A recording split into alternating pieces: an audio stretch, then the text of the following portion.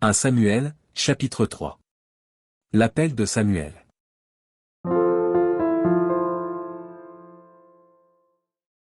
Le jeune Samuel était au service de l'Éternel devant Élie. La parole de l'Éternel était rare en ce temps-là, les visions n'étaient pas fréquentes. En ce même temps, Élie, qui commençait à avoir les yeux troubles et ne pouvait plus voir, était couché à sa place. La lampe de Dieu n'était pas encore éteinte, et Samuel était couché dans le temple de l'Éternel, où était l'arche de Dieu. Alors l'Éternel appela Samuel. Il répondit, « Me voici. » Et il courut vers Élie, et dit, « Me voici, car tu m'as appelé. » Élie répondit, « Je n'ai point appelé, retourne te coucher. » Et il alla se coucher. L'Éternel appela de nouveau Samuel. Et Samuel se leva, alla vers Élie, et dit, « Me voici, car tu m'as appelé. » Élie répondit, « Je n'ai point appelé, mon fils, retourne te coucher. » Samuel ne connaissait pas encore l'Éternel, et la parole de l'Éternel ne lui avait pas encore été révélée. L'Éternel appela de nouveau Samuel, pour la troisième fois.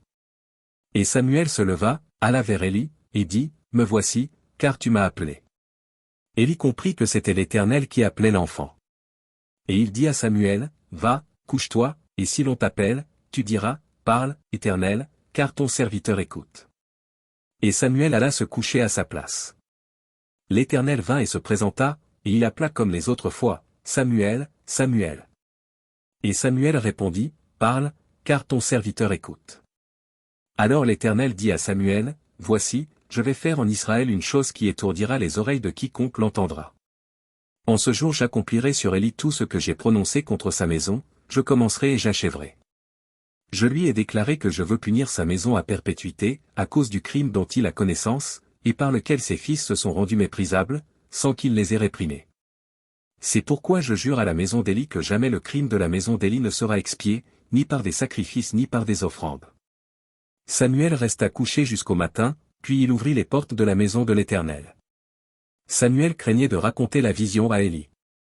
Mais Élie appela Samuel, et dit, « Samuel, mon fils. » Il répondit, « Me voici. » Et Élie dit, « Quelle est la parole que t'a adressée l'Éternel? Ne me cache rien. Que Dieu te traite dans toute sa rigueur, si tu me caches quelque chose de tout ce qu'il t'a dit. » Samuel lui raconta tout, sans lui rien cacher. Et Élie dit, « C'est l'Éternel, qu'il fasse ce qui lui semblera bon. » Samuel grandissait. L'Éternel était avec lui, et il ne laissa tomber à terre aucune de ses paroles. Tout Israël, depuis Dan jusqu'à Beersheba, reconnut que Samuel était établi prophète de l'Éternel. L'Éternel continuait à apparaître dans Silo, car l'Éternel se révélait à Samuel, dans Silo, par la parole de l'Éternel.